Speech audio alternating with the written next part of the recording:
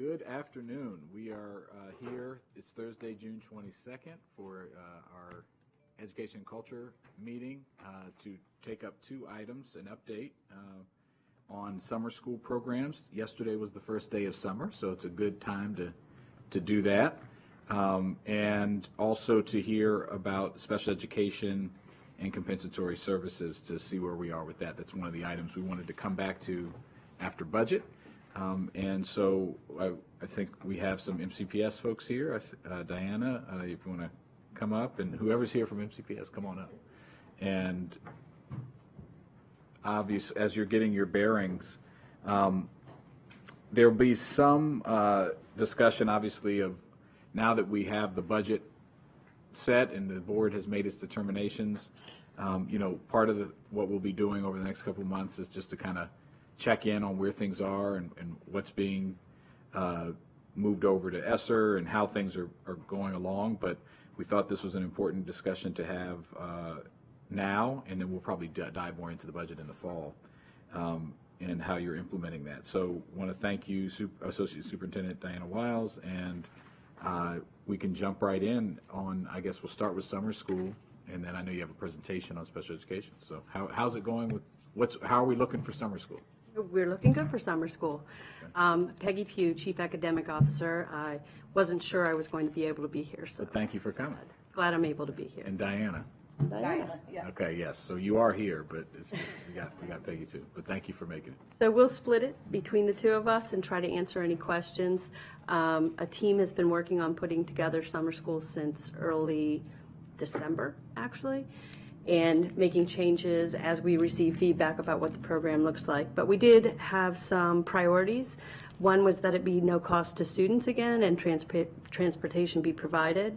We were going to prioritize services for Title I schools and for the extended school year students who need that. Prioritize students with the greatest need academically. We also wanted to narrow the focus, understanding that some of the ESSER funding was going away, that we wanted to get a manageable program that we could continue to do. And so to avoid duplication, we narrowed what was offered at the local high school programs. We made a commitment to stick to registration timelines to make sure that we had staffing, resources, sections, and we could get the hiring done in advance so there were no surprises.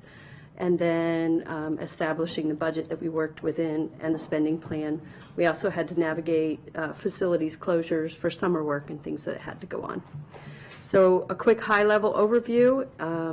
The academic programs that we focus on are really focusing on additional learning from the concepts that were done in the previous year for our middle school students, and prioritizing math and English language arts. And then students would also be able to take electives at their schools, specifically those that are required for graduation. The design, I think you received a chart. So the local summer school programs held at the elementary, middle, and high schools. We prioritized the courses that supported graduation specifically in high school. We have a central high school summer program, which is all virtual, and it offers only those things that are required for graduation. We have an extended school year program designed individually for the students who are eligible for those services to continue their learning and mitigate any learning loss. We have Title I extended learning opportunities in the summer. ELO, SAIL is the acronym that is used. And then early childhood also offers programs for Head Start and pre-K. So on that chart, was that the additional item that came? Yes, the chart was provided, and I'm understanding also that, again, it continues to be updated, and so I think what we will do is send around also an updated version after this, and we will also repost the updated version online so that that most updated information is online to the public as well. But it does, the chart that Ms. Pugh is referring to does appear in the online packet, and that's what was forwarded to the committee. Thank you. Yep. So I have a few. I can start us. I can warm us up, and then if colleagues have questions about anything. So there will be. You mentioned obviously cost and transportation, which is great. Do you have any? Could you just run over the numbers of how many students, like where you are with who's signed up and? Sure. So the chart actually has the classes that are offered. We tried to answer all of the questions with one chart. So the classes that are offered, the current enrollment, and it still continues to build, the current staffing for both last year and this year, the funding source, the total cost, and then any changes we made note of. So for the local high school, local summer school programs held at the schools, this year at the elementary school level, there are 4,096 students. Middle school, there are 3,251 students. And high school, there were 2,379 students. And for staffing, the allocations as of June 20th, 1,301. This is all funded through ESSER currently. The total cost is $10.8 million, and that does include the Central High School summer program. We put those together. Great, thank you, that's helpful. And yeah, I'm just pulling up the chart now. And then as far as meals and nutrition options, is that part of the cost for students? Yes, that's built in. In this year, because it's not covered federally, it's covered by whatever the student's normal meal plan would be. Okay, so if they are not a farm student, for example, they would have to pay? Correct. Okay, through their normal, how they pay during the year through the account? Correct. But farm students would still be covered as, okay, got it. And obviously, ongoing conversation about that, what we want to do with that, and obviously we want the federal government to keep paying for it. You know, that would be the first option, but what we might do at the state and local level as outside of that. Okay, and then you talked about the status. How do we, what are we looking at as far as, obviously the scores, one thing we're all monitoring is math and reading for our students. Talk to me a little bit about how we're connecting how students are, who's signing up for summer school, and then how we're tracking and monitoring progress and building that into continued success for the next year. Sure. So one of the ways that students were identified was through the district's evidence of learning. So students who had lower classroom grades, lower scores on district assessments, and lower scores on any external assessments.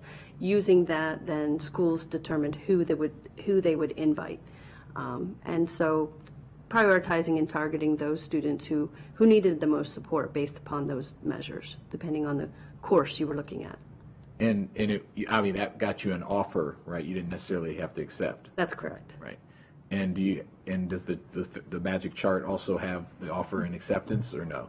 It does not. Okay, that might be something just I'd be interested in knowing across the system, like who was identified, and then how many of those students. Obviously, you don't want to get into identification of students themselves, but how many were actually in summer school?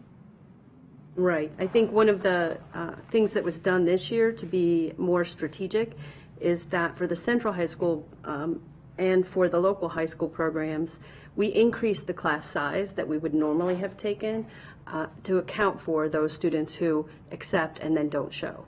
So we went through very carefully all of the courses that were offered, went through and identified sections that were small, really small, and canceled them and combined other classes, and kind of really tried to be strategic in how we were using the funding to get the most students the supports that they need.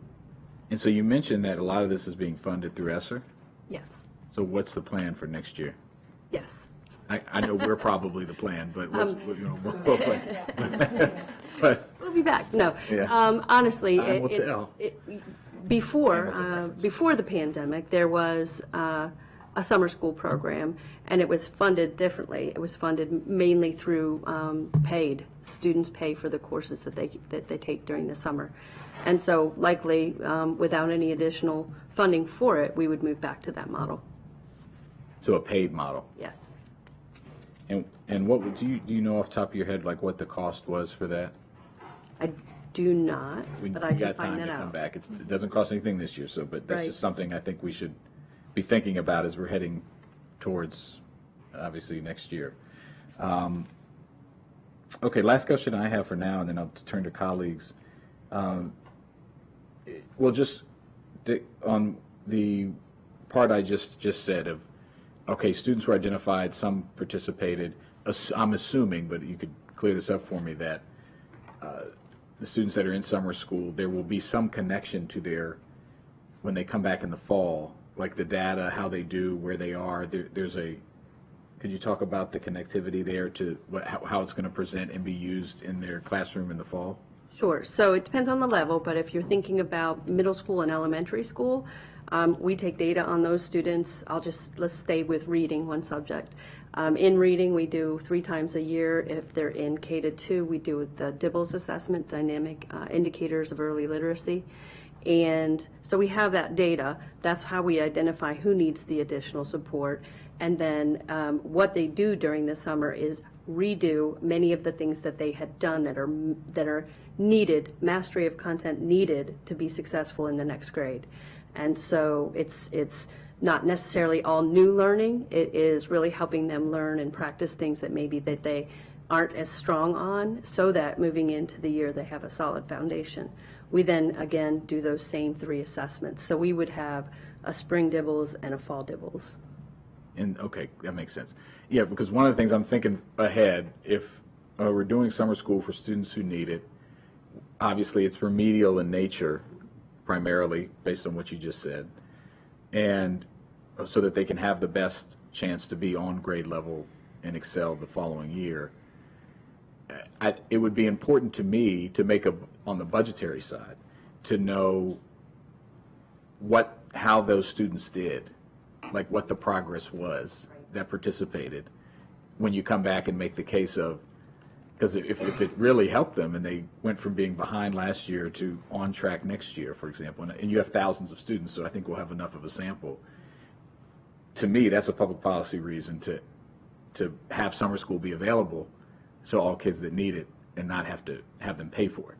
Do you know what I'm saying? Do you see where I'm going? I do. I would just say that it's not all summer. So yeah, what's the time frame so is? I'm looking at extended school year is July 6th through July 28th for the elementary school. Middle school is July 10th through the 28th. And then there's 2 sessions for the high school. The high school session is June 28th to July 19th and July 20th to August 8th. So if you think about it, it's not the entire summer, which is purposeful and by design, so that students aren't going through school the entire time. Same thing with teachers and staff. But also think about what the research says about summer slide. That is a real thing that happens, that without any attention to your learning during the summer, it is a natural regression to at least a month is what they equate it to of learning loss. So without that, you may have gone backwards. So our goal is to keep them the same at least. Yeah, well, that would be an argument for everyone to go to summer school. Yeah. But I do think, just to put a fine point on it, I would encourage and I'd be interested in seeing of the students, since you're selecting from a population that is behind, and I'd want to know what the outcomes were for them, even with 3 weeks. Like, did they stay at the same level of being behind, or did they improve? You know what I mean? So I just think that would be important to know. Obviously, we all believe there's anecdotal benefit in every student doing some enrichment during the summer, so they don't have the slide. But I think for this population, which is a population we want to make sure it's not compounded loss. So that would be, I think, helpful as we're thinking about next year's budget, paying for summer school, for example. So just, yeah, okay. I'm going to turn to Councilmember Mink, and then Councilmember Howard else. Yeah. Thanks for this. Following up on that and on thinking ahead to budget season next year, obviously, I'm just having to make a lot of difficult decisions. Since there's a group of students who were invited to participate in this, and some of them did and some of them didn't, that may be where our control sample comes from, is from the students who were invited but didn't participate. So we can compare the metrics that allow us to compare the group that participated to the group that didn't participate. That may allow us, if we see like a summer slide in folks who didn't participate, and then the folks who did participate stayed even or had less of a slide or something like that, then that could also be our evidence of the value of this particular programming, and also evidence that maybe we want to, maybe it's it's evidence of the value of our year-round schools or exciting summer programs or obviously all of those things. But I think that would be this is a helpful opportunity to have that kind of comparison. Is that something that is like logistically feasible? Sure. All of the uses of funds in ESSER have to be evaluated. So we have to send in reports about what we did and how it worked and whether it was effective. So, yes. Okay, great. Yeah, I think that we had kind of had the relative control sample here. I think the students were good. And then also to what you're saying, trying to know about who enrolled, and it would be great to find out more about the folks who did not accept. And if there's any way to follow up with them to find out their reasons for not accepting, and maybe it's, plans with family, but maybe it's, transportation, something that we could potentially solve on our end. So, or the information didn't make it to the parents, or, whatever the case may be, that may also help to inform how we can do, improved outreach or recruitment, that kind of thing. Thank you. Yeah, thank you. None of that was on the record. I went the wrong way. There's lots of good, requesting lots of good information. Appreciate the follow-up. Yeah. I think we understood the questions from the answers, so, but yes, that'll be helpful. Councilman Romanov. Thanks for this. So a couple of just broader questions. So when the summer meals program was implemented, we were having a hard time getting students to actually show up for the various programs. And so the rec department entered into a partnership with the school system where we offered recreational programming and activities, just a spot for the kids to come and play for the 2.5 hours that the meals were being served. And it became sort of like a default mini camp with a caring adult supervised. And not surprisingly, the numbers spiked for the summer meals program. There was a significantly higher percentage of students taking advantage of the program as a result. They were coming for the food, they were staying for the fun, or vice versa. So I wonder if, thinking creatively moving forward, obviously not able to implement anything this summer, the social and emotional well-being of students is on the top of all of our minds. It is a huge deal. They are overwhelmed, they are exhausted, and they still haven't, nor frankly, probably any of us have fully recovered or ever will fully recover from what we all dealt with the last 3 years. And so I would encourage us for next summer, looking at seeing if there is the opportunity for a partnership and alliance, certainly with the rec department, maybe the parks department, but also some of our community-based organizations and nonprofit providers who are providing some summer programming to see if we may be able to increase enrollment that way, so that they come for the fun, but they stay for the academics or vice versa, which would be worth exploring. And then there will be difficult decisions that we're going to have to make next year across the board. And I do think that to Chair Jawando's point, the efficacy of this program and its success also is compared to other academic enrichment programs that we are offering to see what's working and what's not. I know we do that, obviously, it's our jobs. But having it laid out in a way that would be easier for us to process in the fall, once you have some information or data we can derive from, to see, it's probably all of the above, but we're going to have to make tough decisions. And I think seeing what works best with some evidence of that will help us make those decisions. Thank you. Councilman May? Yeah. To the left, to the left. I should have made that part off the record. Okay. I think that's a great point about being able to compare programs, and that'll be, during the summer, during the school year, we're going to have to be able to make these kinds of comparisons and figuring out, too, maybe if there's something that works better and is also more, economically feasible, maybe we're investing more in that and less in something else, and, all those types of calculations that we'll be wanting to make. So that's a great point. Wanted to better understand, during previous models when we were doing paid enrollment, was that by invitation also in a similar, how did that work? Can't accurately speak to it, but because I wasn't here. Right. But I can get that information and come back, but I'm assuming that it was for students who needed coursework, for example, at the high school level, if you wanted to take an additional course to get ahead, or if you needed to take a repeat course, that those were by choice. Ms. McGuire? Oh, and I just to add on briefly to that, and I think even in this model, certainly there are multiple approaches to the coursework. There is definitely different than during COVID when it really was all come and very expansive programming. There's identification and invitation for certain students. There are some classes that are offered during the summer that high school students in particular sometimes want to take over the summer to alleviate pressures on their schedule or other reasons that they might do that. And I think that really is primarily where the paid aspect comes in. Certainly, my understanding also is that previously there were policies around waivers as necessary, and we're certainly happy to bring back more specific data on that. But I do I think there was a range prior and there is now, but again, certainly it was very different during COVID. And I think we're happy to bring back more specifics on that. I would just offer one other clarification, which is that we certainly focused the report and the data here on sort of a very narrowly defined summer school. And certainly, as has been highlighted, there's a lot of other summer programming that is offered through various partnerships and through various, so this has a little bit of a narrow focus.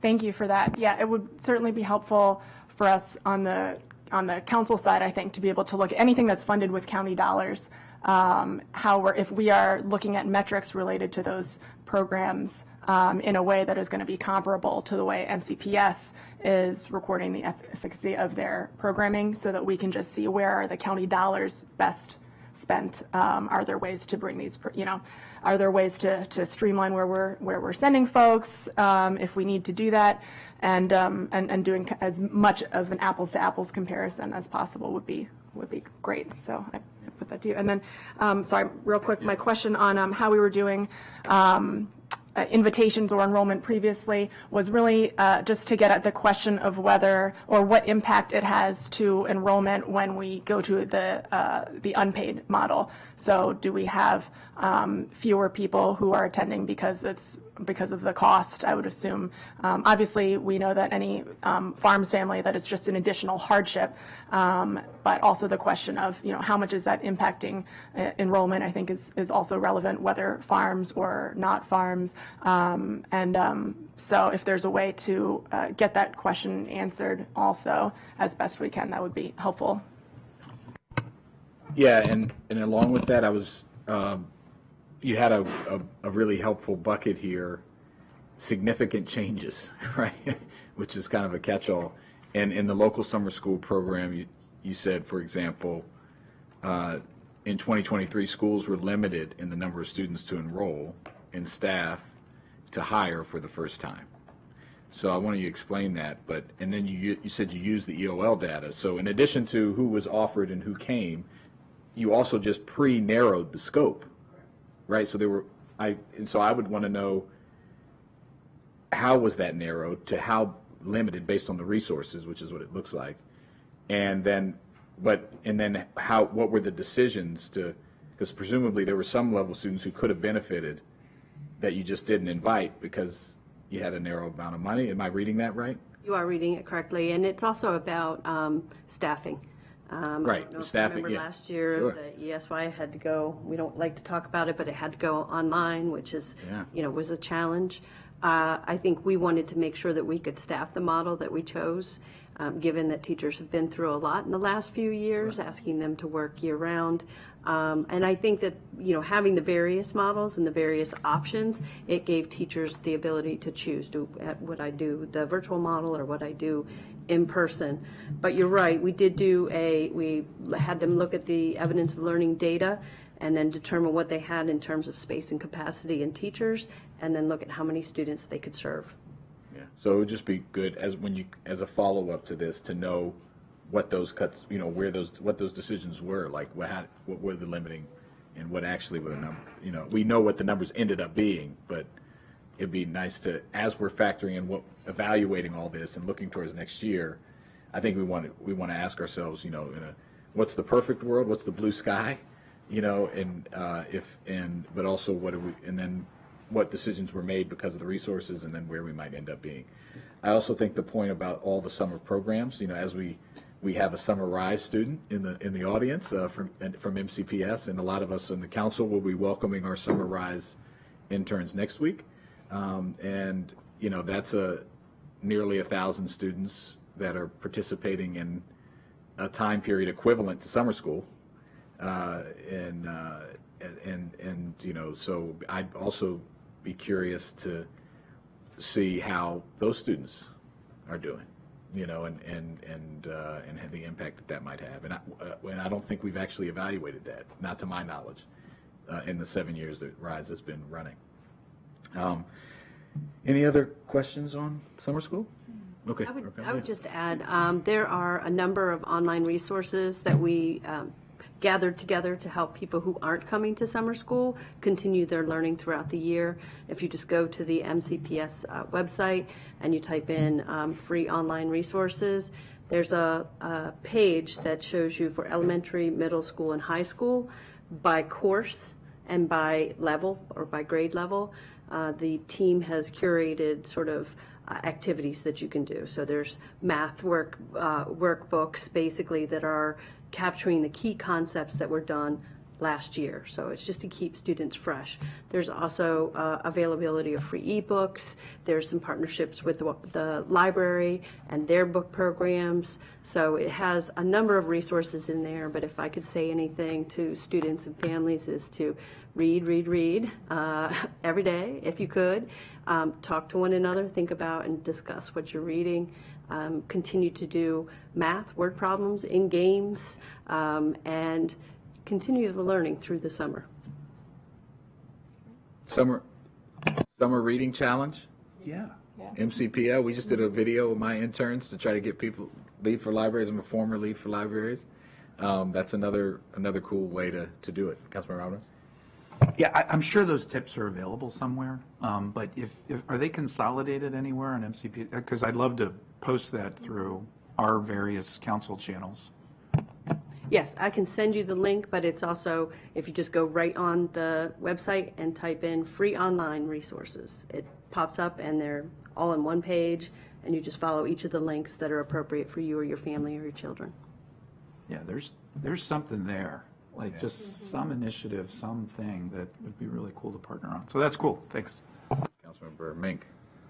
Just one last thing I was going to add, that as you're collecting metrics and looking at measures of success, to really, feel free to be broad and be creative in thinking about what metrics to be tracking, because there can certainly be benefits outside of reading scores, math scores. Check, we passed a course and we're one step closer to graduation.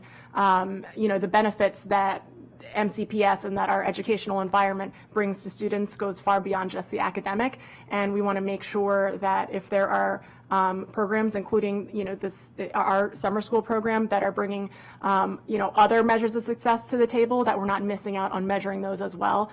It would be ideal eventually to make sure that all of the different summer programs and summer options that we're going to be looking at and comparing and contrasting, that there are, comparable metrics so we can see which ones are more successful about what. There may be elements where we can learn to incorporate some of what one program is doing into another program and vice versa, or where we just make sure that we're not cutting something that, for example, sees a much higher attendance rate, for example, after participation in that programming, and growing those, community bonds or bonds with school staff or something like that. So, but I think as your, MCPS, of course, is cultivating, new measures of measuring the success of a variety of programs, and so I think this just plugs into that in terms of really being expansive, and like where you think that there might be a measurable metric here that could indicate success or shortcomings, like try it, plug it in, and it could be narrowed down later. We just don't want to miss anything. Absolutely, good points. All right, well let's transition to the special education presentation. Thank you, Chair Jawando, council members, for having me to speak on special education and our students with disabilities. Before I go into the presentation, I did want to take the opportunity to make the distinction between our summer programs and the extended school year. Extended school year is a federally mandated program for students with disabilities who have IEPs. And so we can't expand or make the program smaller based on staffing. We have a legal requirement for students who meet the criteria. There is specific criteria, so all students don't qualify. And that decision is made annually at the time the IEPs are reviewed, which we'll talk about in the presentation. For the 2023 summer ESY program, we have 5,102 students who are eligible for ESY, and we are about over 90% staff for teachers, over 80% staff for paras. So we're in a better position than we were last year. We are excited to get started on July 6th with our ESY program. Wonderful. Thank you for that. Next slide. So students who receive services through either an individualized education program or 504 plan are considered students with disabilities. And in order to be identified for either eligibility for an IEP or 504 plan, there's certain criteria that has to be met. Next slide. I want to talk first about what the legal definition of both special education as well as 504. Under the Individuals with Disabilities Education Act, students who are eligible receive specially designed instruction. Specially designed instruction is a modification to the content, delivery, or methodology of how we teach students. So students have specific goals, and we are changing the way we deliver services so that they can learn in a way that's appropriate to meet their needs based on their disability. Special education has to be provided at no cost to parents and guardians, and the key concept under IDEA for students with disabilities is FAPE. We are required to provide a free, appropriate public education to students with disabilities. Next slide. If a student is eligible, special education services can include related services, which could be speech and language, occupational therapy, physical therapy. It's also vocational training for students who are over 14 in the state of Maryland. Federal law is 16. So we start transition training at 14. It could be anything that the student requires so that they can access their education effectively. It requires students to be determined eligible under one or more disability categories. There are 14 disability categories, and in order to be eligible, you have to meet the criteria for one of them. So some disabilities, while it may be identified as a medical diagnosis, it would not necessarily fall under the requirements of IDEA. And then students must have a disability that adversely impacts them educationally. So in the process, which we'll get to in a little while, when we determine eligibility, we have to determine, one, do you meet one of the 14 eligibility codes? And then two, if you do, are you having an adverse educational impact? That impact could be on behavior, it could be on academics, it could be on socialization skills. So there's a wide spectrum of what that educational impact may look like for a student, and it is individualized. Next slide. Under Section 504, I won't read the text of the law, but essentially it is a civil rights law that requires us to ensure that students are not discriminated against based on their disability. And that applies to any entity that receives federal funding. Next slide.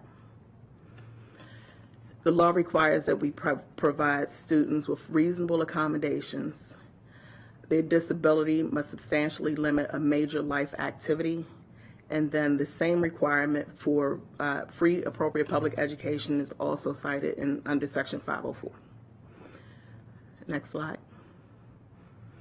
So on this slide, I just wanted to compare what the crossover is between IDEA and Section 504, because oftentimes our families have this question: where does the 504 begin and end, and when are we talking about IDEA territory? The biggest difference between IDEA and Section 504 is specially designed instruction. With a student who has a disability who is eligible under IDEA, we are actually teaching them based on their needs that are identified in their IEP because of their disability. So again, if we have to change the methodology, if we have to change the delivery or the content that we're using to instruct them so that they can learn and they can access the material, that is specially designed instruction, and it is not Section 504. Again, both of them are civil rights laws, and both require us to provide FAPE to our students. Next slide. Both IDEA and Section 504 have identification and eligibility requirements. Under the IDEA, school districts must locate, identify, and evaluate all children who are suspected of disabilities from birth to age 21. So our smallest children, babies, who may come in through infants and toddlers, to our students who are continuing their education past the typical age 17, 18 graduation. We continue to identify those students based on what their needs may be throughout the course of their educational experience and even before they begin school. The law requires, has a child find obligation, so it is not the parent's obligation necessarily to come to us. We have to find students to the extent that we can. So prior to a student becoming school age, that's a little bit more challenging. However, that is the work we do with the infants and toddlers office. That's the work that doctors do, pediatricians do, notifying parents that they may need to go to the school system and ask for an assessment or an evaluation. Within our schools, parents can make requests under child find for us to evaluate, and then teachers are trained and aware if they have a student in their classes that may be struggling to make a child find referral. Before you move on, how many slides do you have? A lot of them, right? Yeah, okay, so we're at like 5 or 6? 8, okay. I just, let me stop you here for a second, and if any other colleagues have questions, we have enough time, so Sure. we might just have, before we go, so we don't have to come back. Just on this issue, and please let me know as we're moving through. This is something that I hear about a lot from parents, and is a challenge in that, and there's obviously no system's perfect, there's disparities in how kids are identified, and which parents feel that they have the agency to come forward and to be able to navigate the system. And so, no perfect system. So I say that from Jump Street. Also, we've never, the federal government has never put enough funding behind IDEA. That's a constant issue. So it's a challenge to local jurisdictions. All that being said, if you look at the numbers here, so there's 20,233 MCPS students, which is 12.7% of all MCPS students who receive some form of special education services. 67.6% were male, 32.4% were female. And then we have the breakdown of the race and ethnicity as well. But just on the male-female, and I say this just as not only as the chair of the education committee, but as a parent of a student who's an IDEA student who is autistic and has gotten great services, but has been the only black girl in her class every year, right, in the autism program. And there's a lot of research out there about girls in general, but particularly girls of color being under-identified in special education. So I would like to just pause here and just have you comment on, when you look at the numbers, because what we're learning about autism in particular and other things is that it's not this disparate, that there are more girls And obviously, people of color, it's more equal about who is dealing with these educational and developmental disabilities. So could you just talk about what we're doing to recognize that new research and to make sure we're actually living up to the child find requirement in IDEA, and to, to balance and to make that more appropriate? Sure. So the research shows that there are certainly disparities and disproportionality in terms of who we're identifying for what disability code. The unfortunate truth is that when we look at the data, our Black and brown students who may have behaviors that may appear typical of a student with autism are oftentimes being identified with emotional disabilities. A lot of the issues around that relate to training, relate to implicit bias. And so we are focused in our Office of Special Education on identifying those issues. We look at the data on where students are placed in terms of our programs. The fact that we may have some classes that are primarily Black and brown students in our programs for students with emotional disabilities versus our autism programs where the majority of students may be white male students. And so we're clear that there is some disproportionality there.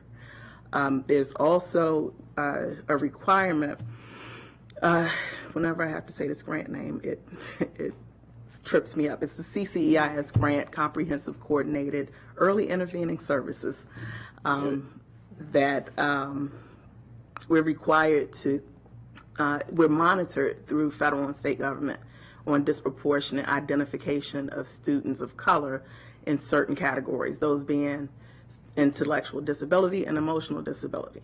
And so we are very focused on that work. What we're doing is we're using the information and the results of our anti-racism audit to inform the work that we're doing in special education. So where do we see trends that don't align with the data, or don't align with the fact that, as you said, you have a significantly smaller percentage of students who may have autism or who may have some other disability that doesn't align with the percentage of the population of students that we have.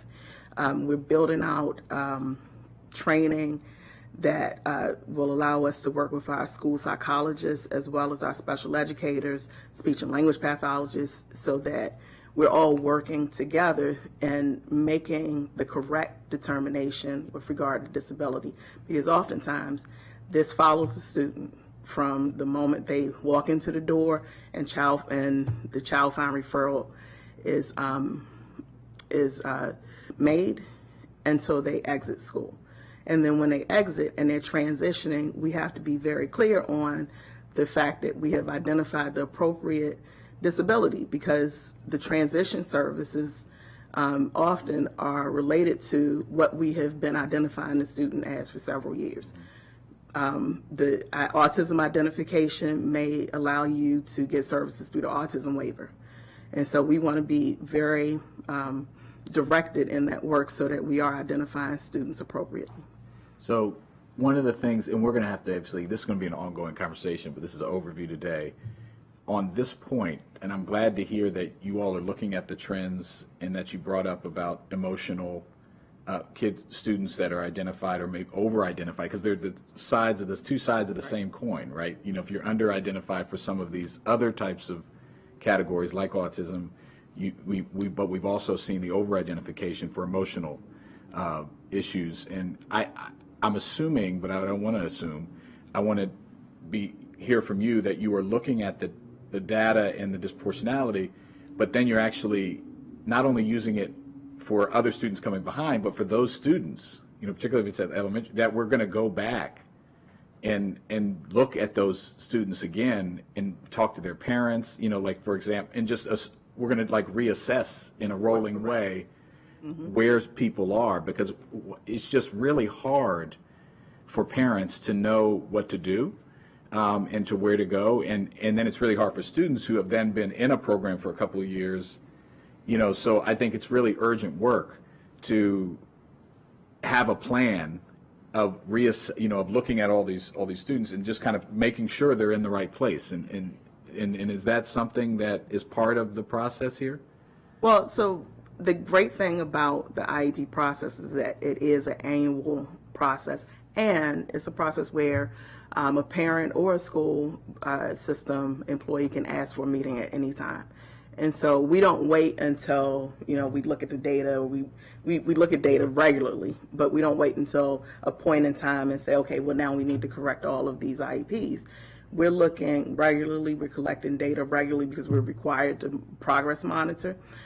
Students are reevaluated at least every 3 years to determine continued eligibility.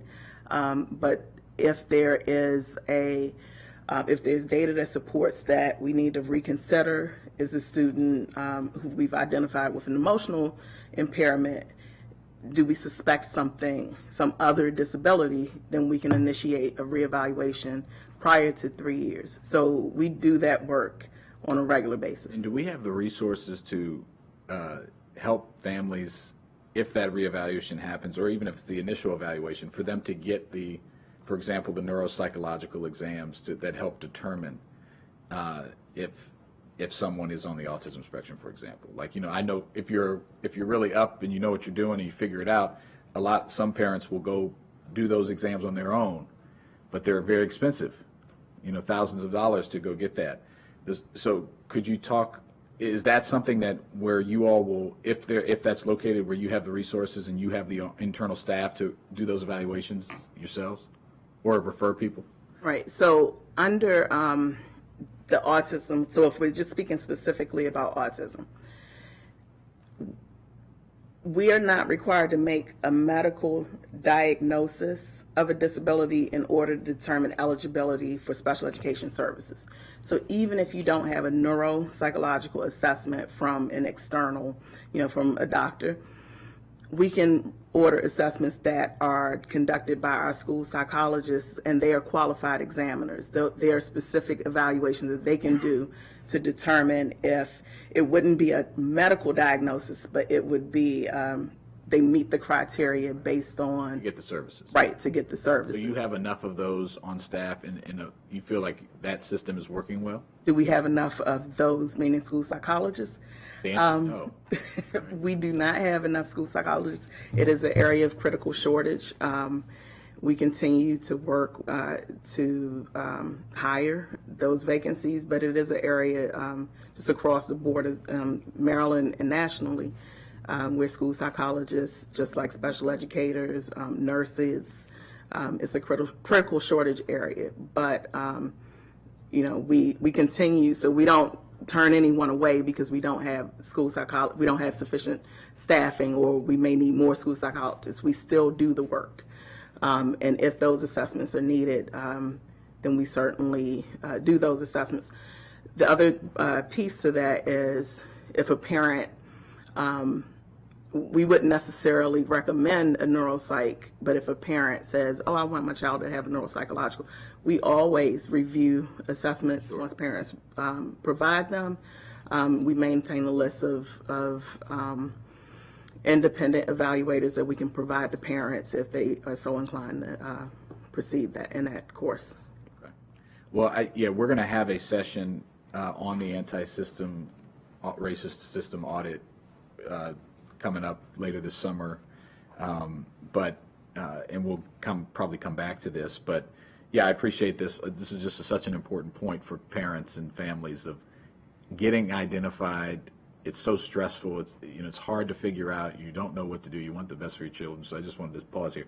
I'm going to go Councilmember Megan and then Councilmember Alvarez. Thank you for this. Yeah, just a couple things.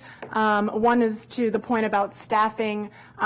Super important for us, I think, to be hearing wherever there are staffing shortages that are impacting, ideal work product, because that's obviously got tremendous budget implications. We certainly have looking at shortages in other departments and working to address those, that has certainly influenced how we want to budget things, not just for union contracts and things of that nature, but also looking at, where do we need to be funding bonuses and, or, other recruitment strategies, pipeline strategies, all of those sorts of things that we want to make sure that we're investing in the right places to attract and build and retain that workforce. So please don't be shy about letting us know whenever there are shortages that are impacting the work that you would ideally like to be doing.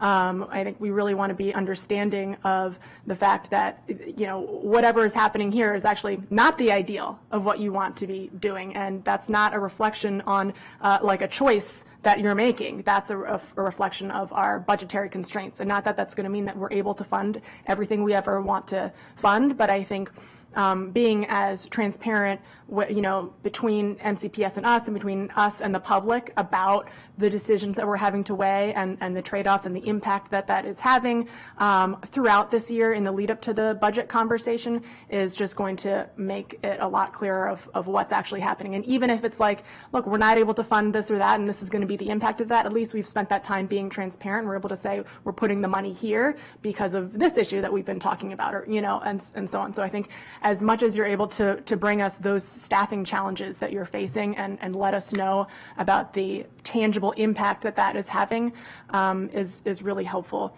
I wanted to, we had, let's see, in April, a special education teacher came before us to testify who works at the Regional Institute for Children and Adolescents, so one of our 3 special schools, who noted that a lack of adequate staffing has resulted in us having to turn down students for admission. That means the county's most vulnerable children are not receiving their legally mandated services. And I just wanted to clarify what specifically you think that means or was in reference to. Is that talking about okay, then that's going to go to dispute, and if we didn't have those budget challenges, then maybe we wouldn't have bothered to go into dispute, or what is that? What is that happening? What is happening there on the ground that's resulting in that concern, do you think? So I can't speak to that specific comment because I'm Right. Right. Just as best you can hypothesize there. What I can say is that whether it's RICA or any other, RICA we consider a public separate day school, which means it is technically a MCPS school, but it's separate from our comprehensive schools. If a student is, RICA is a little bit different too because they're also tied to state agencies.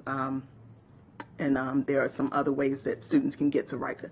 That being said, if a referral is made to a public or private separate day school or non-public school, it is because we have said we can't provide a certain set of services to a student. We don't have the resources within the district to provide those services. If RICA rejects, for lack of a better term, enrolling a student, that does not mean the student does not receive their services.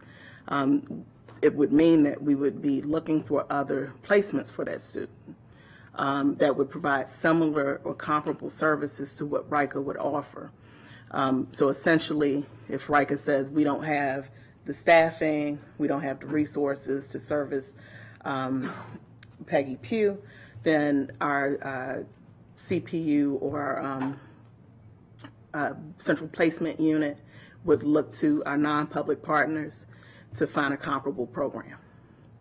Okay, thank you. That's helpful. I've also heard from some residents who are teachers of or parents of students for whom they were advocating for them to get particular, services in our schools, and then instead being referred to RICA or one of the external programs where they would have preferred to get those services in school, but because we didn't have the staffing to be able to accommodate that student, the ideal staffing that we would have had, we had to then engage in that referral process. And then it sounds like they're having the same issue over at RICA with staffing as well. And so now we've left those families in a really, there's a lot going on. They're being referred to all different places. It would be great to just get a better handle on what that's looking like and what the numbers are for that. If we have numbers of, parent or students who are requesting services who we're not able to accommodate them for whatever reason, how many we're then turning to, to send them to RICA or COMP or one of the other ones, or, what is that looking like? How many students is that happening to, and where are they kind of landing in the end? Because I've heard from, a family who just felt like they had nowhere to send their student, and they were looking at maybe going to a completely private option. And obviously, we don't want that to happen, but also funding and budgets and staffing is what it is. And so that's, I think, just part of us having a better understanding of the realities of the staffing situation on the ground. Numbers like those could be helpful. So let me just clarify. First, I want to say any parent that reaches out, please direct them to contact the Office of Special Education, because we want to make sure that we are meeting our parents and guardians' needs, meeting our families' needs, making sure that we know what the concern is and addressing it appropriately. I guess I want to kind of take a step back so that I can explain what the process looks like. Right. When a parent requests services, let's say we've gotten past this child find and the student is eligible, the student has an IEP. Parent says, I think my child needs more. I think my child needs counseling. And the IEP team has to have a meeting to discuss that need.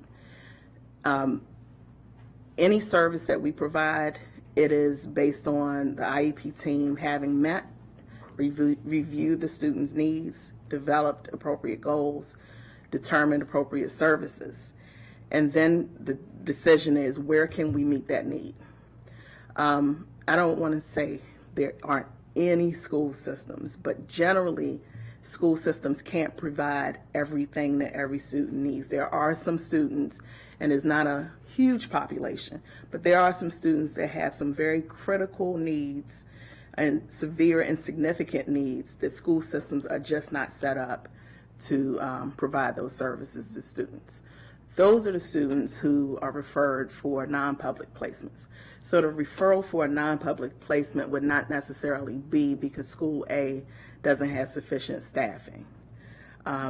It is a decision that's made by the IEP team where we've gone through the entire process and said, this is a student that we would otherwise like to serve, but may need a therapeutic setting where they're getting psychiatric support, where they're getting one-to-one support from a paraeducator in a classroom of no more than 3 students. That's just something the school system is not, built to do. So there aren't any students there where we would ideally be providing particular services, including one-to-one support, but we don't have the staffing to do it, and that is changing our decision-making process. Well, yeah, so I don't think that's what I said. Okay. But please, I could easily be misunderstanding here. That's okay. I'm just giving, like, that would be a profile of a student. If I have a student that has some very significant emotional needs a therapeutic setting, needs one adult to sit beside them in a classroom of 3 students, we probably would need to look for a program that's outside of the school system.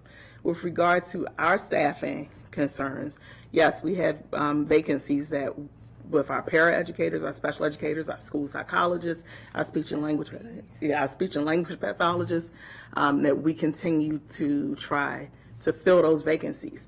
But where we have said, as an IEP team, for each of the over 20,000 students that we have, that we are able to provide these services, meaning we have the services, we have the set of services that the student needs.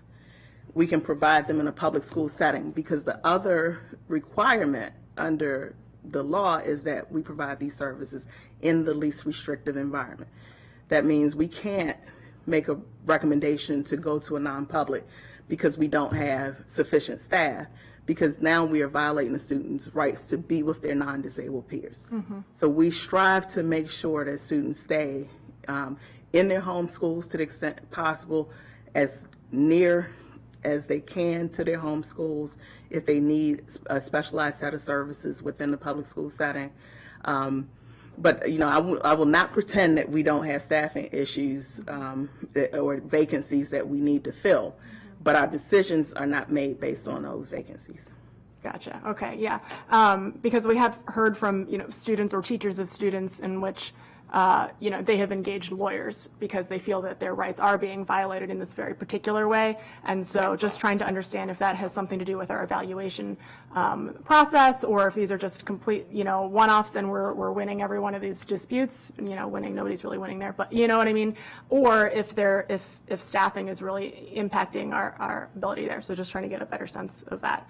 And then last staffing related question is just understanding what is the student to teacher ratio in those special schools that are outside the normal public school programs?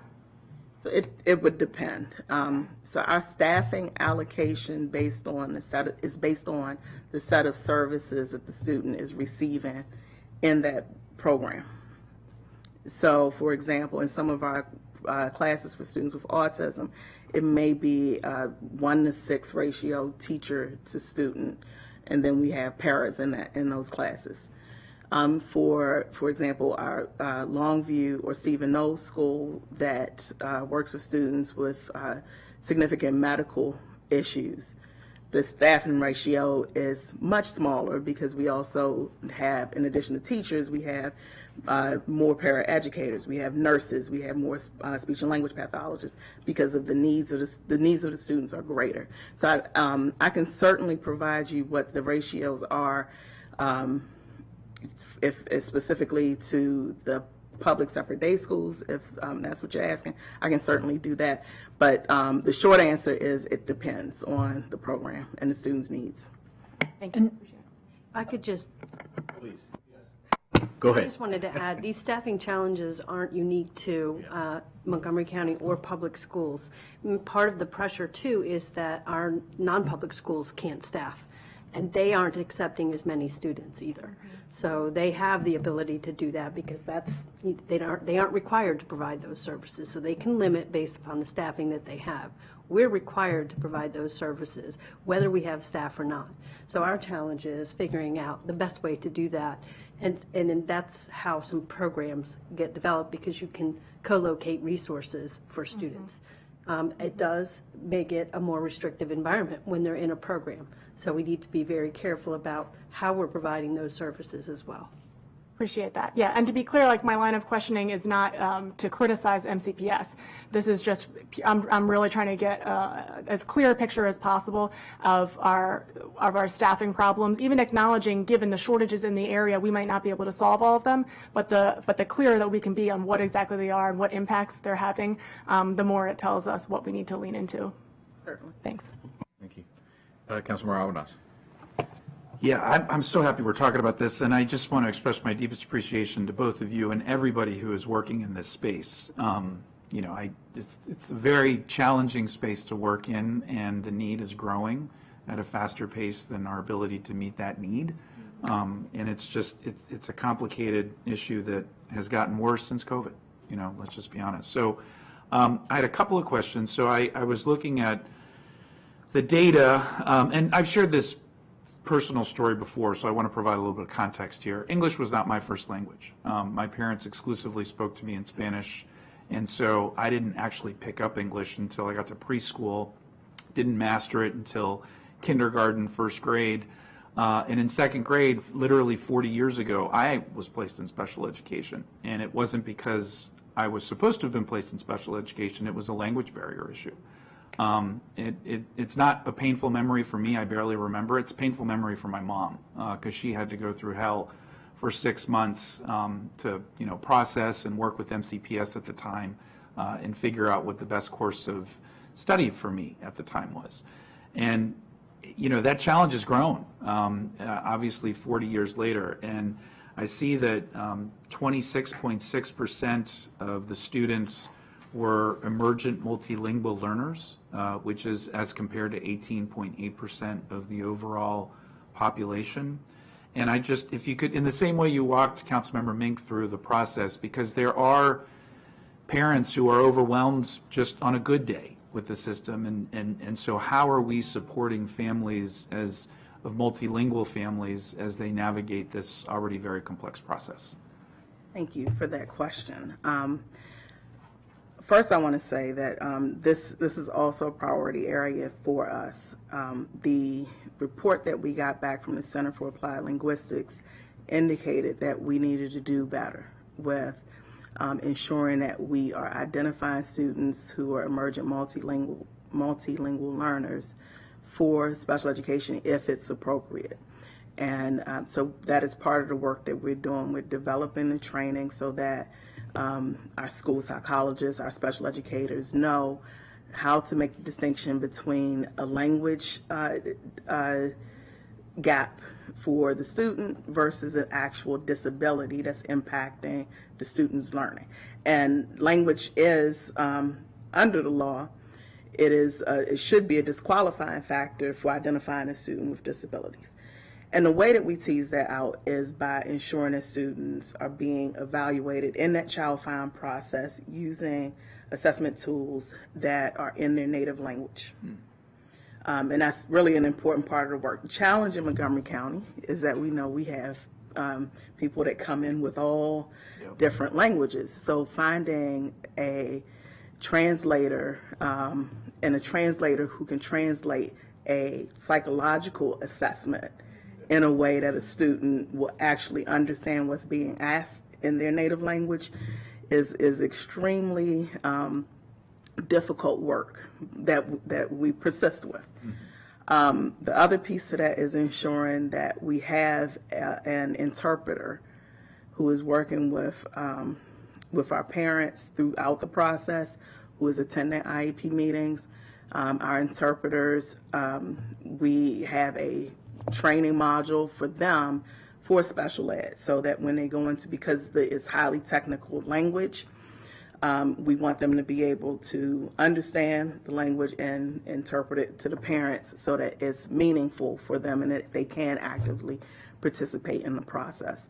It is a challenging part of the work that grows as our student population, EML population grows.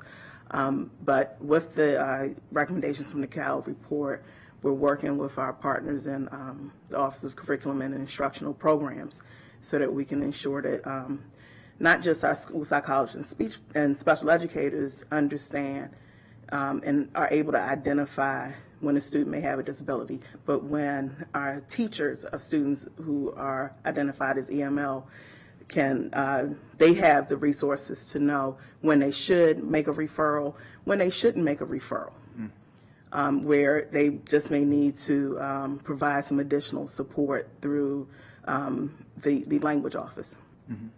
Thank you. That's really helpful.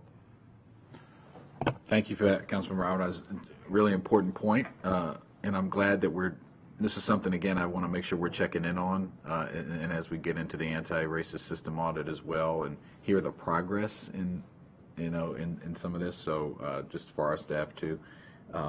But yes, thank you. That was a good pause. It was more than a pause, but we got a lot in. So go on, you continue. Thank you. Next slide. Section 504 has a similar identification and eligibility process as well as a child find obligation. So we are required to identify and evaluate students who may be eligible under 504. The difference is our obligation is to initiate the process where the student has a physical or mental impairment that substantially limits a major life activity. So what that means is it could be either from the school system's perspective, a teacher identifies that a student may have a disability. Then they make the referral to the Section 504 team. Or it could be a parent that brings in a medical diagnosis of ADHD or a medical diagnosis of multiple sclerosis or whatever the disability may be. The 504 team then meets and they discuss what the disability is and then whether or not the student is substantially limited in a major life activity. A major life activity can be many things, and that is not a exhaustive list, but walking, seeing, talking, playing, jumping, learning. It is it could be any set of things that a student needs to do on a daily basis to access their education, to access the building, to access extracurricular activities, to access field trips.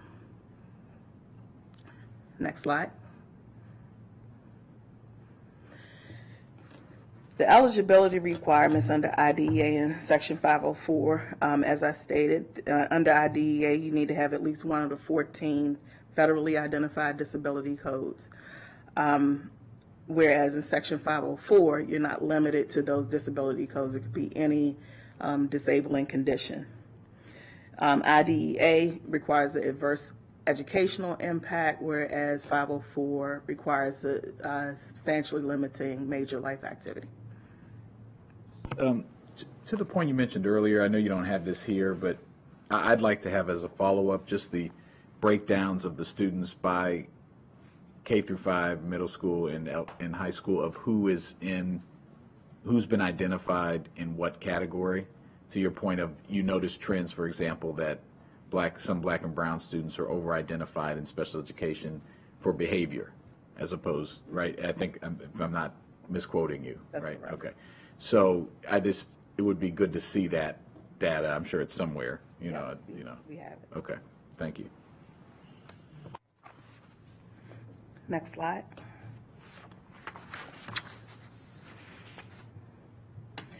When we evaluate students for special education under IDEA, there's a few requirements. First, our assessments must be non-discriminatory. We must consider information provided by the parents or guardians. We have to evaluate in all suspected areas of disability.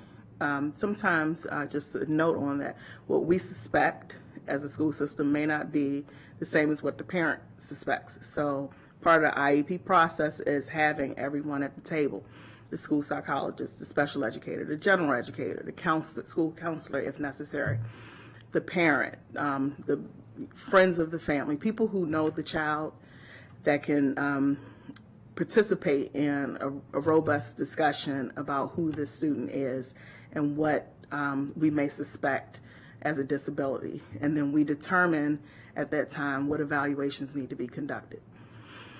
As I said before, we evaluate students every 3 years to determine continued eligibility. That could be a formal reevaluation where we actually do testing, or it could be a review of the data, since we are required to monitor student data and report out that monitoring quarterly to families so that they see where their student is in the acquisition of skills that they're working on in their IEP. Next slide. Section 504 evaluation, we use a variety of documented sources, again, that it's information that the parent brings in. It could be information from the general educator, from a coach on a team, anybody who knows the child well. And then we do make a similar decision about whether or not we need to conduct any additional evaluations on the student to determine what the suspected disability may be. Unlike IDEA, which if you have been bored and pulled it up and looked at how exhaustive it is, Section 504 is probably about 2 or 3 pages. So a lot of what we use in terms of process for 504 is adopted from what IDEA has said we must do for students. So to that point, Section 504 says we have to periodically reevaluate students to determine continued eligibility. So we say every 3 years. Again, we go back and we look as a 504 team. Does the student continue to have the disability that we identified 3 years ago? Is it continuing to substantially limit a major life activity? Next slide. So again, just another, just to see how the two are similar, we have to use multiple sources of information and data. That's data from parents, data from school, team, It must be non-discriminatory, and then we must include school staff that are knowledgeable about the student and are qualified to interpret the data, which means that is why our school psychologists are so important to this process, because they're typically the qualified examiner if we have a cognitive assessment or an assessment determine if a student has meets the criteria for autism or meets the criteria for some of the other disability codes that that a special educator would not be able to interpret that data. Next slide.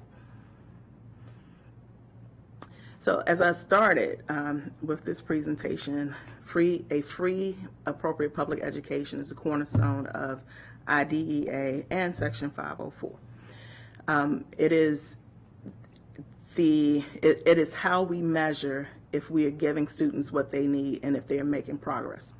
It's based on individual student needs, and the term appropriate has been defined to mean an educational benefit.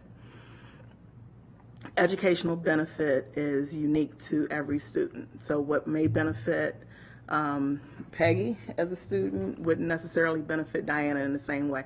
And that goes back to the fact that this is an individualized program for every student. FAPE also requires us to provide a continuum of services in our delivery model. So again, that would mean that we have to provide students, to the extent possible, the services in their least restrictive environment. We want to keep students in classrooms with their non-disabled peers, because the data shows that that is where students learn best, that is where students learn how to socialize, and it builds community, because they are going to school with their peers who they live next door to, who live down the street with them. And so we strive to not move kids out of their communities to the extent that we can. But when we do, it is because we have determined that we have to allocate the resources in a way where students may have to go a few miles down the road or what have you, or across the district to get the services that they need. Pause there, Councilmember Alvarez. Yeah, and some of that's just based on vacancies, right? Backfilling positions. So just from a staffing standpoint, how do you all determine at the beginning of the year how you're going to allocate your staff resources based on need? And so where we service students is not necessarily tied to vacancies, because we can't pick up programs and move them year to year, because it is it's a major piece of work where we may have 40 students in a school. That means if we move a program, we're moving teachers, we're moving resources, we're moving a lot of things, and then we're communicating to a family. Your child is now going to school B instead of school A. So we're pretty consistent with where programs are. And we, depending on so autism is the best example, because we have such a significant number of students in the district who have autism, and a significant number of parents who move to Montgomery County because of the amount of programming opportunities that we have for students with autism. Depending on what those needs are, we structure programs so that students with similar needs are in proximity with one another in those schools. What's happening is not that we're moving programs as much as we're expanding programs, because we are identifying more students who have those needs. If we're moving a program, it's because we have determined that because programs have grown, so we need another site. In terms of the vacancies, it is the question of the day and every day for our work. We fortunately have a new chief in our Human Resources Department that is bringing a lot of new opportunities to grow our staff and to help us to fill some of those vacancies. But essentially, we plan for the worst case scenario on day one. Principals are told, make sure you have sub coverage. We provide services from our central office, our 12-month staff, if they have to go in and support a school team while we're trying to get some of the vacancies filled. Thank you, I appreciate that. Similar to Councilmember Mink, I have heard from special education teachers, the burnout rate is just so high right now. Just the caseloads, the number of students, the depth of the challenges that teachers are having to navigate in the classroom goes so far beyond Yes. anything we've seen in a really long time. So I'm not surprised by that, but thank you. Councilmember Mink? Thank you for that. Wanted to also go back to the, what are they called, those category of schools that are like RICA? What's the name? I'm sorry, say that again. What's the name of RICA? Sorry, what's the category of schools that are, how do I describe those schools? The RICA and the two others? Public separate day school. Okay, the public separate day school. How does substitute coverage work there and pan out? So they're allocated in the same subs. They're allocated subs in the same way that we allocate substitute coverage for any of our other schools. Okay. The challenge I think that you are referencing is getting subs for those schools. Right. So that is an issue that we are attempting to address. But just like the issue with our vacancies, it is not a problem that we have solved yet. Yeah. So teachers, unfortunately, to ensure the safety and that academics continue, they are asked to cover classes at times when their colleagues are not in the building. Right. Yeah. Which of course is going to contribute to the burnout and everything that we're seeing. So are there like creative solutions that you all are thinking about for that? Is there a way to have, maybe a cohort of higher paid substitutes who focus on those schools, or what are some of the ideas that you all are thinking about there? Yeah, so we're exploring with our Human Resources Department the usage of more long-term permanent subs. Great. Where substitute coverage would be in the building on a regular basis. They can go to, wherever the need may be. We're exploring that option. That's great. That makes a ton of sense. Would love to hear about the success of that as you all are working on it. I think that makes a lot of sense. Thanks.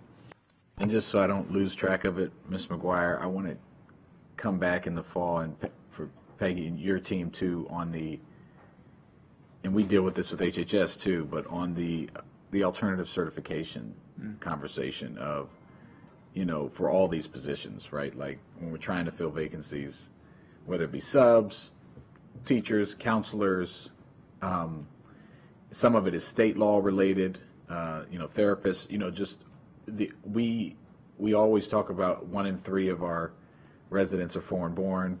About half of that population, I think I saw one stat, like of the adults has an advanced degree, then there's another half that are more low income, more a different type of immigrant model.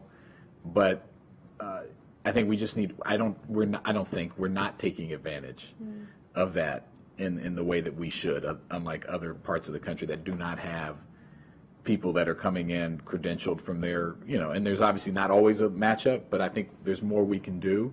And we've talked about it in the context of mental health professionals, but I think in the education space, it's also there. And so I'd love to come back to that discussion and just see how we can help you, whether it's state level changes or what you're already doing.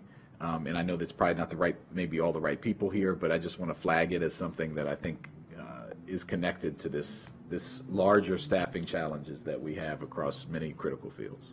I can't speak to all of that, but I would like to put a plug in. When we do have provisionally certified teachers, and I will say that my experience, I came in as a provisionally certified special educator with a bachelor's in psychology. Look at you now. Who had never taught a class, never went through a teacher training program. But when we do that, we really have to be intentional about how we're supporting those teachers so that we keep them. We do have partnerships with colleges and universities so that they can get on the pathway to being fully certified. And so my plug is that if we could grow some of those programs You know, the funding is limited, but where we have those programs and those partnerships in place with Towson University, University of Maryland, right now we have some trickle in of people who are able to get certified through those programs. We have a partnership with University of Maryland for speech and language pathologists. I think we are bringing on 2 that finished their program for the coming school year. But that's an important, significant piece of work where not only we're creating those partnerships, but building out ways to retain them, because teachers who are leaving are not necessarily the teachers who have been here forever who are burned out. It's the teachers that have been here for a year or 2. I don't have data here, but anecdotally, it's the teachers who don't feel supported, who are walking into post-COVID education, and it is challenging. Yeah, that's a great point. That it's not enough to just get people in the door. How we keep them, how we support, how we professionally develop. Yeah, it's a very important point. Thank you. Please continue. Next slide.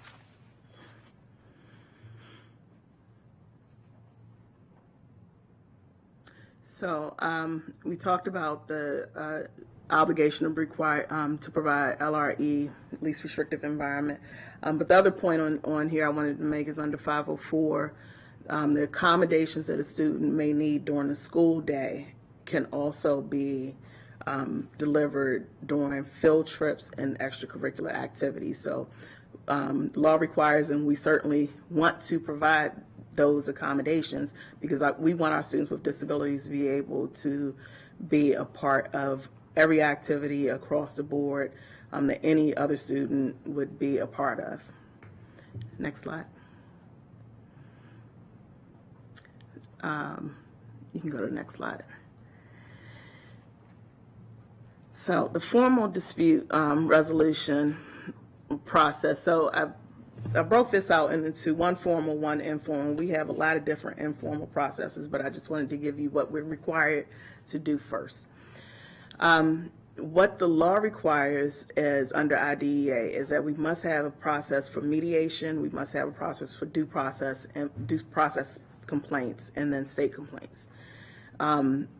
What we would consider, I'd say, the lowest level of the formal dispute resolution process would be state complaints, where it could be a parent or any other person. It doesn't have to be someone that's necessarily associated with the student. Could file a complaint with the Maryland State Department of Education for any reason related to the IDEA. MSDE does not deal with anything related to Section 504 disputes. Those are handled by the U.S. Department of Education Office of Civil Rights. The state goes through their investigatory process. They work closely with us to gather information, and then they make a determination about whether there was a violation. And if there was, we follow up with the parent. We hold a meeting, an IEP meeting, and we determine what we need to provide to the student so that we can make them whole. The voluntary mediation process is a process by which either a parent or the school system can ask for a neutral mediator through the Office of Administrative Hearings in Hunt Valley.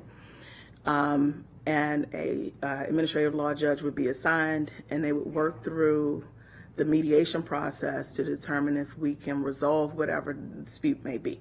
So it could be a dispute about placement, where the school system says we can meet your needs in Montgomery County Public Schools, and the parent says, well, no, I think my child needs a non-public placement. We could go through the voluntary mediation process, but as it says, it's voluntary. And so there are times where the parent may or may not want to mediate, or the school system, for various reasons, may deem it not appropriate to mediate. And then finally, the due process complaint process is a formal process where, formal hearing process, where if the school system and the parent cannot reach resolution to the dispute, it would be heard in front of an administrative law judge.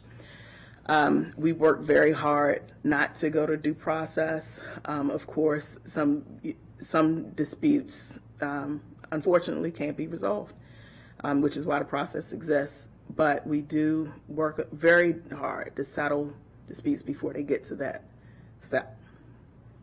And just similarly, so that when going forward, just whenever you tee up for us something like this, I always want to know the numbers. Sure.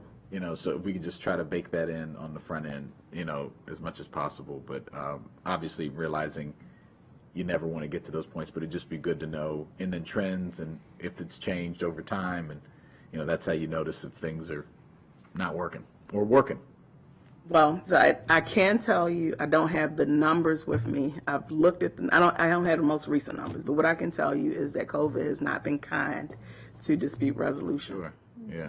And so we have had more complaints filed, but we also have had more cases where we've settled and acknowledge that and I'll get to compensatory services in a few minutes, but acknowledge where if there was a violation of a student's right to a free and appropriate public education, we are working to make students whole. So we're not fighting a battle to fight it.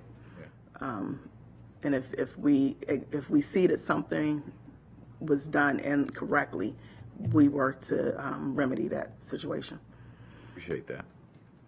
Next slide. Within Montgomery County Public Schools, aside from those formal processes that we're required to have by law, we also have several processes because we want to meet the student at the lowest level, meet the student and the parent who do have concerns at the lowest level possible. The administrative review process is an MCPS process that is conducted through our resolution and compliance unit in the Office of Special Education.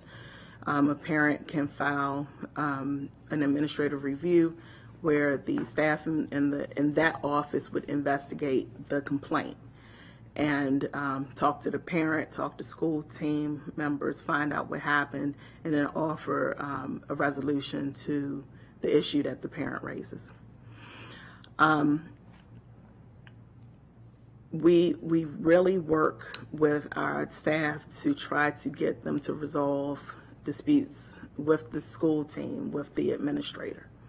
And so a lot of our training for our staff is around how can you build collaborative partnerships with your families so that if there is a dispute, what do you do? How do you handle difficult IEP meetings? Who do you need to bring in from central office? Do you need a supervisor to help support what may be a difficult discussion? If we have a team that may be less versed, that first or second year provisionally certified teacher who needs support, who do we need to have in that meeting so that we can help them through the process and help the parent through the process so that we can resolve those issues at the IEP table, because that's key, because once the relationship is broken, it's hard to get back. We also have two people in MCPS who work directly with families to help support them where either there is a dispute, a concern, or just a need to get information.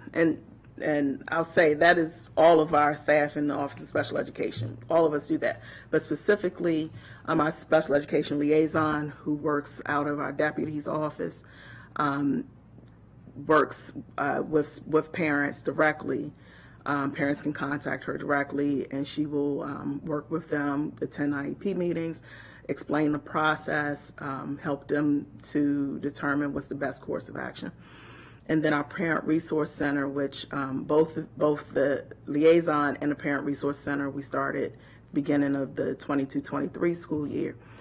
The Parent Resource Center, the person who runs that does training for community members, for parents about the process, because as you said, parents may have a hard time just understanding that we use a lot of acronyms, we use a lot of lingo, and so the Parent Resource Center is a place that they can go to just have someone really explain what special education is.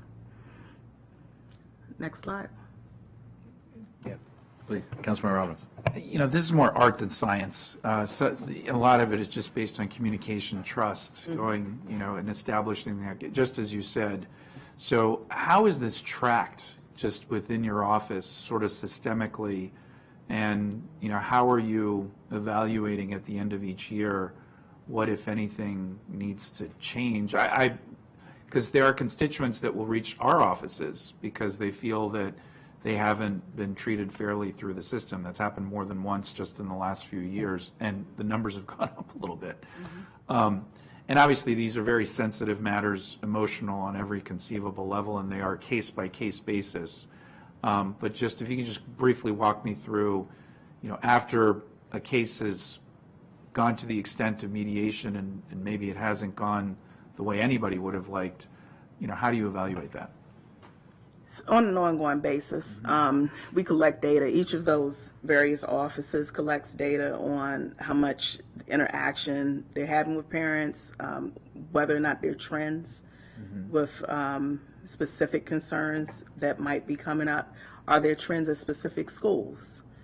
So are we seeing schools that have that are not sending parents documents in the time that is required by the law? And that's internal, though. That's not reported out in any specific place. It's maintained. It's not necessarily reported out. And with that information, that helps us to inform and plan what professional learning we need to do on the school level. And so the best example would be our state complaints. When we get findings back from the state where they say school A failed to do something, then we'll do some very targeted, directed professional learning with that school team in the hopes that they don't make that mistake again. Some of it is ongoing training, but some of it really is just stand and deliver. This is what you need to know. This is what the law says. And then we monitor after that training to ensure compliance. In addition to that, where we may have targeted training where we know we've gotten, 5 complaints at one school for a period of time, we do monthly training with our special education resource teachers. We do quarterly training with our elementary lead special education teachers. I'm looking to do additional training with general educators and administrators. But again, time is what we need to do that. So we're just figuring out how we can get into schools to give administrators what they need so that they can support our students and we can avoid some of the disputes that we have with families. You can't just avoid all disputes. Right. Sometimes this comes down to just a difference of opinion in terms of what the data says and what the need of the students are. And so some of that, we do end up having to address through due processes. But generally, what I've found since I've been here is that where we see there's an error, we correct the error for the family, for the student, and then we go back to the school administrator and staff and say, okay, this is what happened. Now let's debrief. Let's give you the training that you need so that you can be successful when you see this again. Thank you. Thank you. So one of the questions that you all asked is that what are some of the obstacles to providing IEP services? The 3 biggest obstacles that we have right now are student absenteeism, staffing shortages, and then staffing turnover. With regard to student absence, we are working closely with our partners in the Office of School OSSWB, well-being.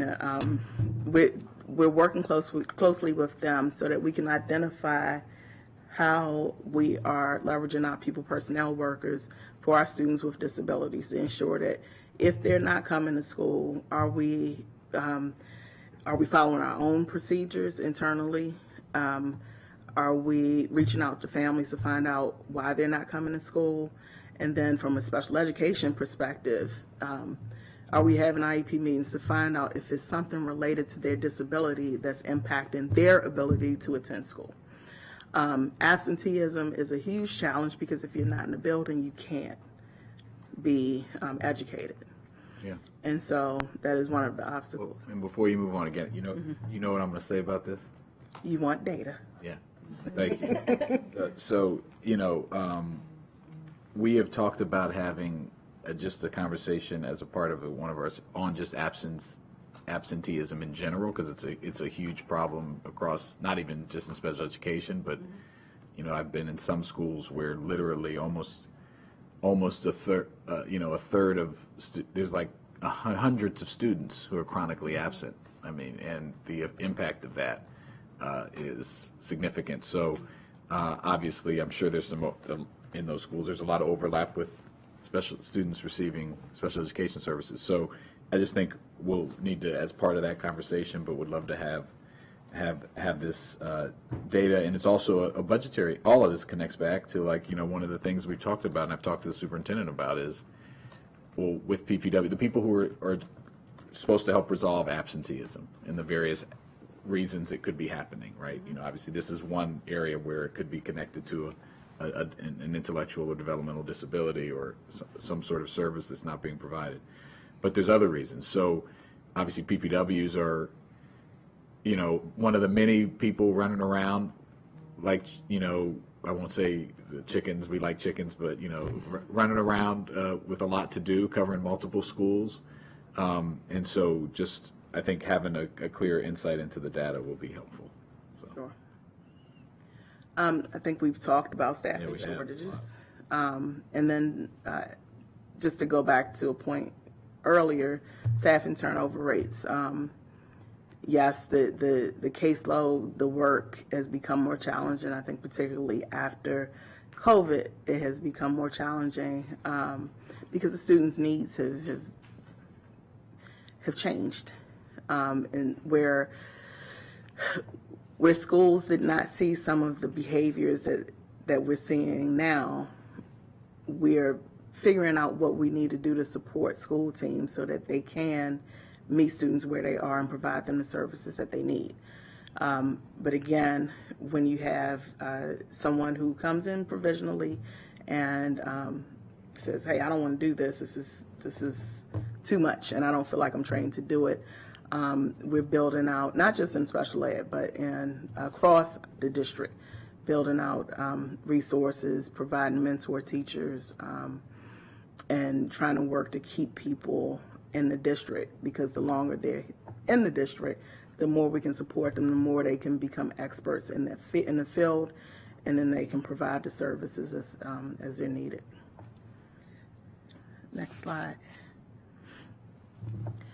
Compensatory services are awarded to students where there's a violation of free and appropriate public education.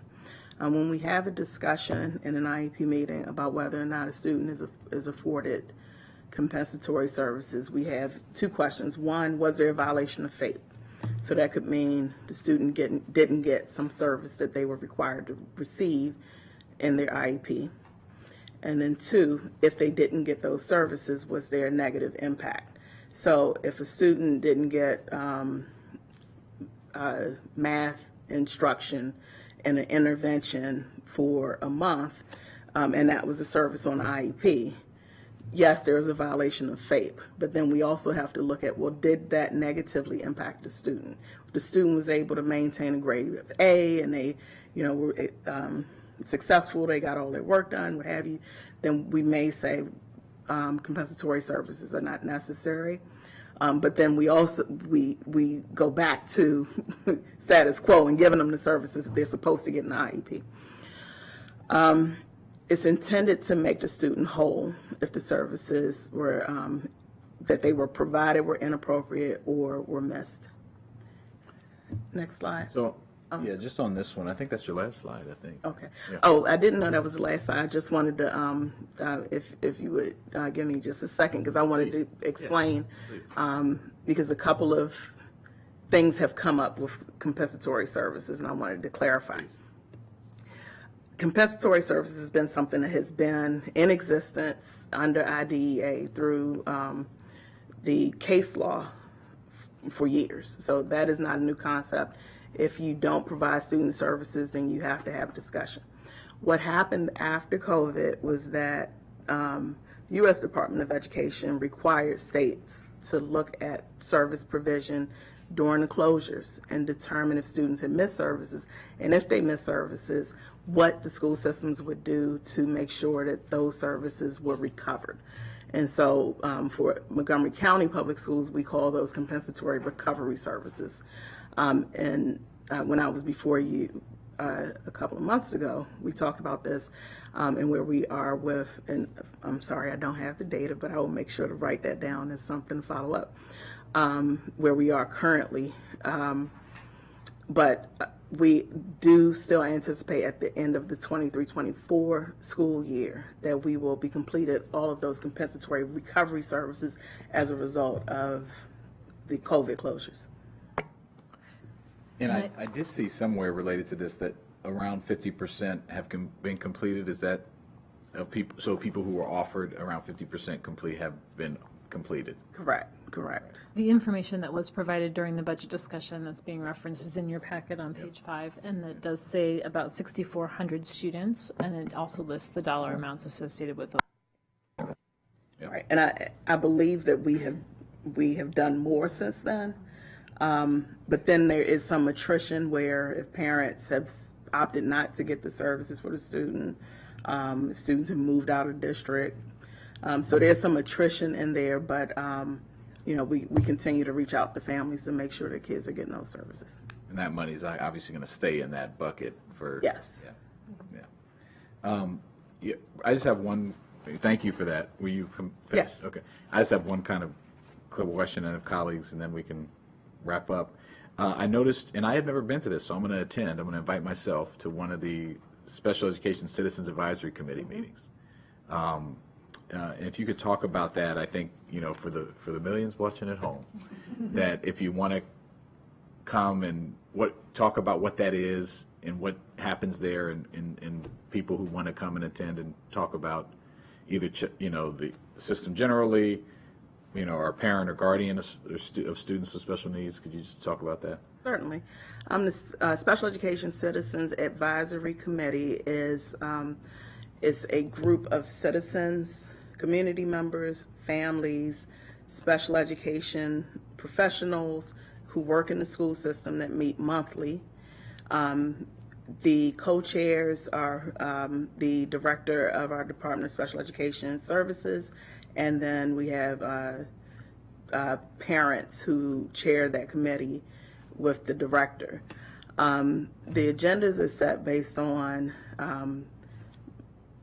in part, where information that we know parents and community members may need to know. So, the anti-racism plan, as it relates to students with disabilities, would be something we have that I'm looking to share with our families once we go back in the session, because we're out of school now, so we're not meeting. But we meet monthly, and we welcome anyone from the community, families, even families that don't have students with disabilities. Because it's so important for us to be able to have our students with disabilities connect with our general education families. And general education families understand that they're part of our overall community in Montgomery County Public Schools. It's an important committee. It's an important group. Over the summer, we will be working to build out what our agendas will be for the 23-24 school year. Some of the things that we talked about this year was transition services for students, the use of assistive technology. So it's a broad range of topics identified with the co-chair parents as well as our internal staff. Appreciate that. Thank you. Colleagues, anyway.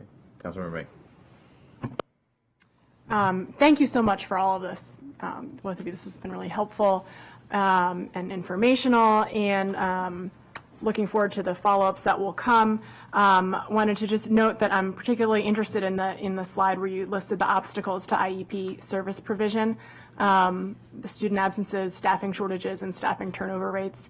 And per Chair Jawando's point about data, the more data we can get on all of that, the better, especially as we're looking at over the course of this year, kind of how those stories are unfolding, the ways that you all are working on it with the resources that you have, so that we can see what's working and what might require other interventions, other resources. All of that is obviously going to help us with making budget decisions next year. So again, the more data we can tie to that, including demographic data, geographic data, which schools, if there are schools where we're seeing patterns of success in certain areas, is that due to their location for some reason, or their student body for some reason, or are they implementing something that's really working that we might be able to replicate in other areas? So the more that data can be broken down as well, that's going to be helpful. Thanks.